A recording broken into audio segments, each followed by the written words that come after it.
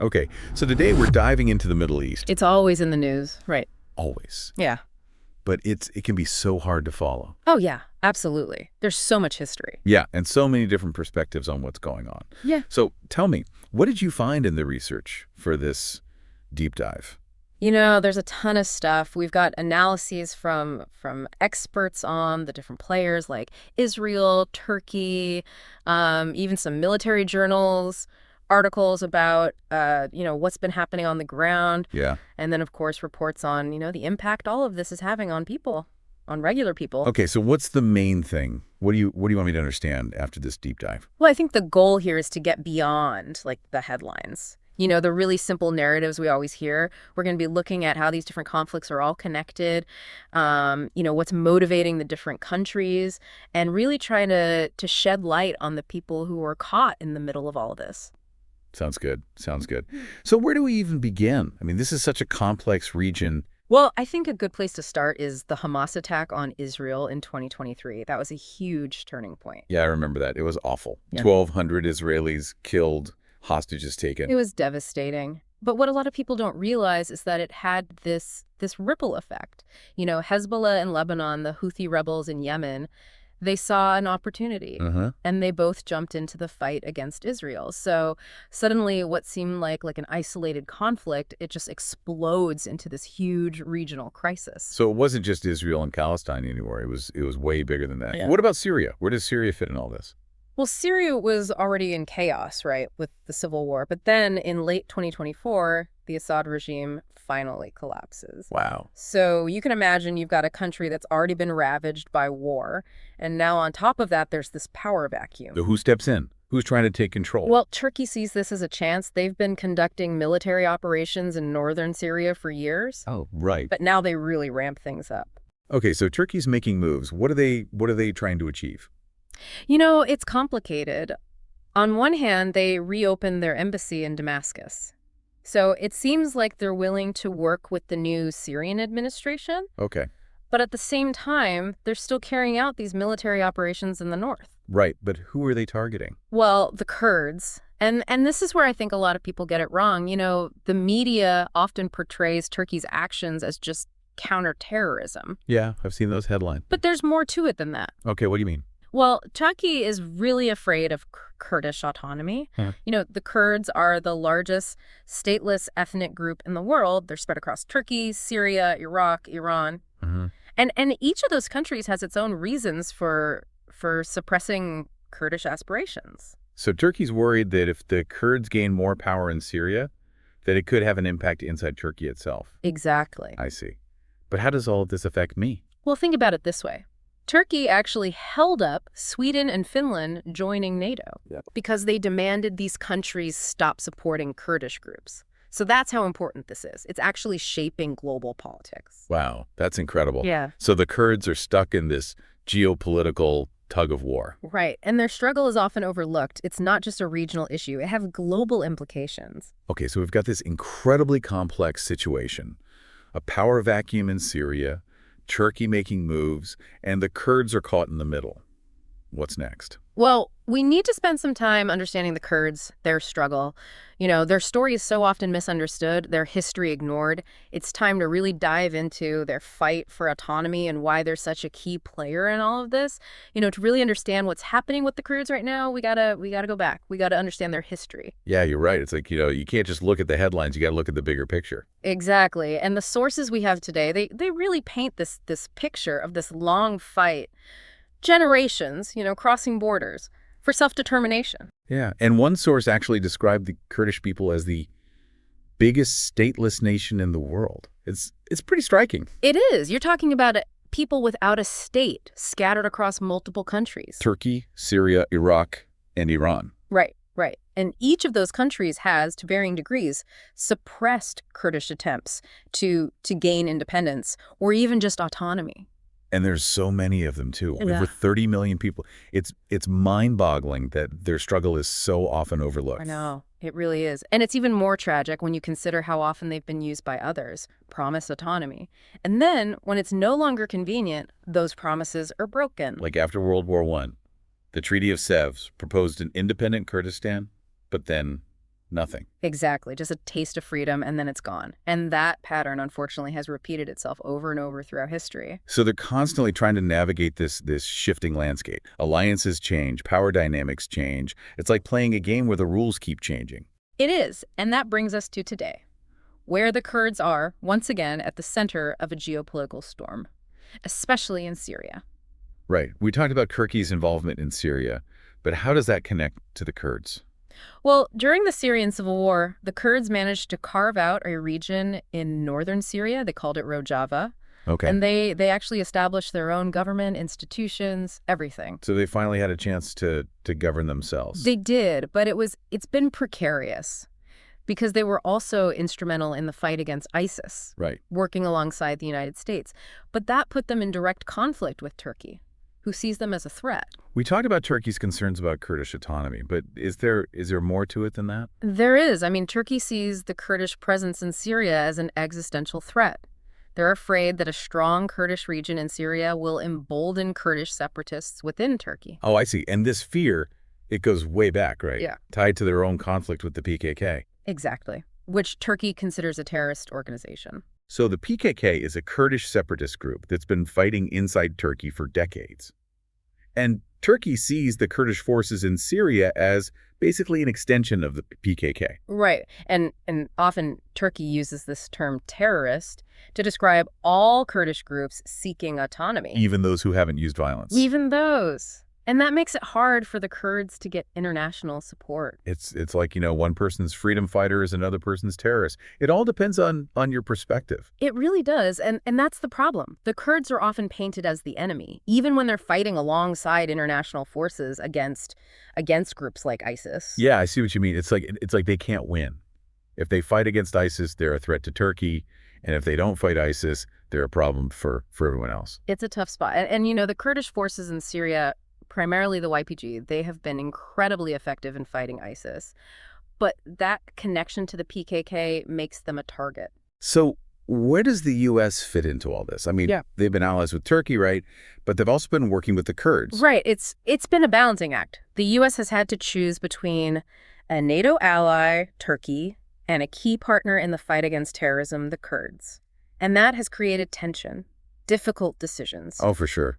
And it sounds like, the Kurds are the ones who are paying the price. They are. And one of the most significant events was the U.S. withdrawal from northern Syria in 2019. Yeah, I remember that. It had a devastating impact on the Kurds. They lost a lot of territory. A lot of people were displaced. It must have felt like a betrayal. Yeah. After everything they had done in the fight against ISIS. Many Kurds did feel betrayed. And it also raised questions about the reliability of U.S. commitments and the consequences of using proxy forces. Right, because the Kurds were essentially a proxy force for the U.S. in the fight against ISIS. And then when the U.S. withdrew, they were left vulnerable. Exactly, and it really highlights the precarious position of the Kurds, always trying to balance their own goals with the interests of these powerful countries. Who often see them as expendable.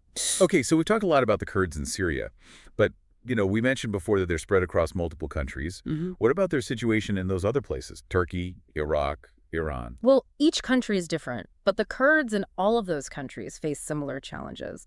Suppression, discrimination, a lack of recognition of their rights. It sounds like a never-ending struggle. It is, but they have this incredible resilience, this spirit. What keeps them going? I mean, after all this time. Their sense of identity, their culture, their belief in their right to self-determination. They've never given up on their dream of a homeland. It's amazing.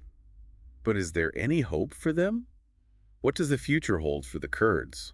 Honestly, their future is uncertain. But, one thing is clear. The Kurdish issue is not going away. It's going to continue to be a central issue in the Middle East.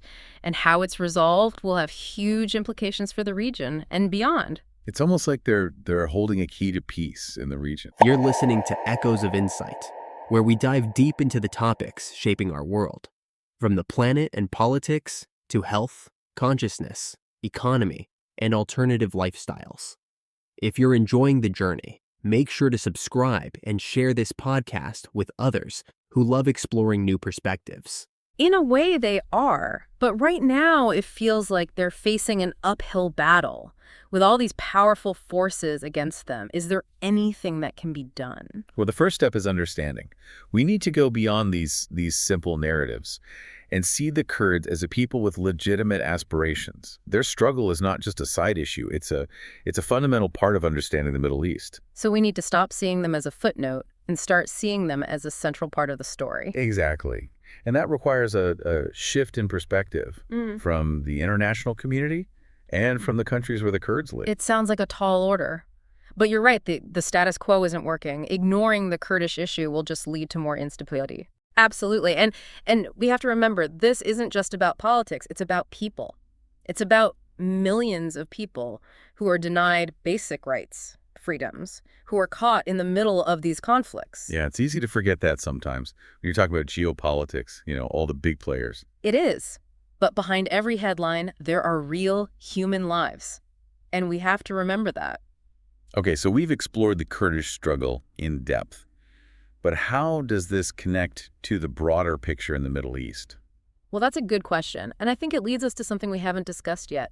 Proxy wars. Proxy wars. You mean like wars fought by other people on behalf of powerful countries? Exactly. And the Kurds, unfortunately, have often been caught in the middle of those. Yeah, it seems like they're always being used by someone else. They are. And proxy wars are a huge part of the Middle Eastern landscape. Yeah. And they have a huge impact on the Kurds and on the entire region. All right, so we've talked about the Kurdish struggle. We've talked about proxy wars, Turkey and Syria. What else do we need to know to really understand, what's going on in the Middle East? I think we need to talk about alliances.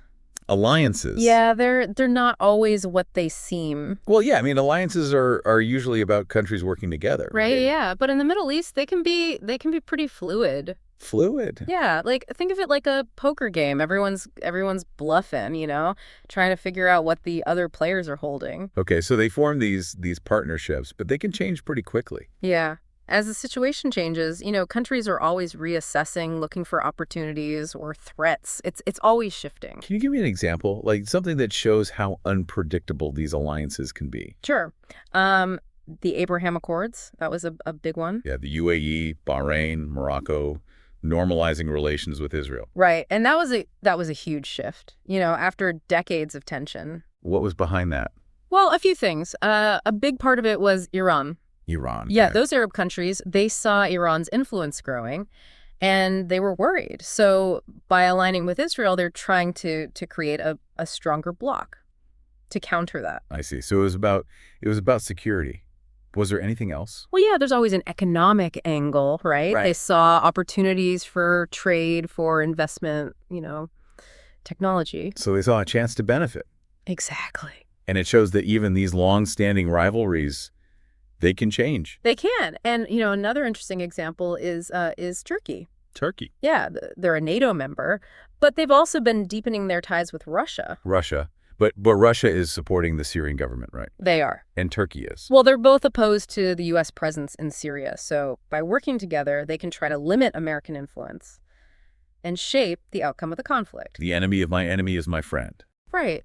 But of course, these alliances can be fragile. They can break down just as easily as they're formed. And then, of course, there's the issue of resources. Resources. Yeah, oil, natural gas, Right. The Middle East has a lot of that. It does. And those resources, they're a source of both cooperation and conflict. There are disputes over oil fields, natural gas reserves. So everyone's trying to control these resources to secure their own future. Exactly. And it's creating tension between countries, but also within countries. Like, for example, the Kurdish region of Iraq. Oh, right. They've been asserting control over their oil. And that's led to conflict with the Iraqi government. So it's another layer of complexity, and the Kurds are right in the middle of it. They are. Their territories are often in these resource-rich areas, so they become a target. It's like a web, isn't it? All these different forces pulling on them. Yeah, it is. Their situation is incredibly complex. But they're also incredibly resilient. They're a key player in all of this, whether the world recognizes it or not. I think we recognize it now. This deep dive it's been amazing. I feel like I have a much better understanding of the Middle East all the different pieces, how they fit together. And this is just the beginning. There's so much more to explore, to learn about. I know, it feels like we've just scratched the surface. We have, but that's what a deep dive is all about. It's about going beyond the headlines, challenging what we think we know. It's about understanding that the world is a complicated place. And there aren't always easy answers. Absolutely. And, it requires us to see things from different perspectives, to try to understand other people's experiences. Well, on that note, I think we've reached the end of our deep dive. We have, but the journey doesn't end here. Right? Doesn't. It's up to all of us to keep exploring, to keep asking questions, to stay engaged. Thank you for guiding me through this incredible journey. I feel like I've learned so much. It's been my pleasure. Keep diving deep. Thanks for tuning in to this episode of Echoes of Insight. If you enjoyed this deep dive, don't forget to hit that subscribe button and share it with someone who loves exploring big ideas. Together, let's keep the conversation going. See you next time.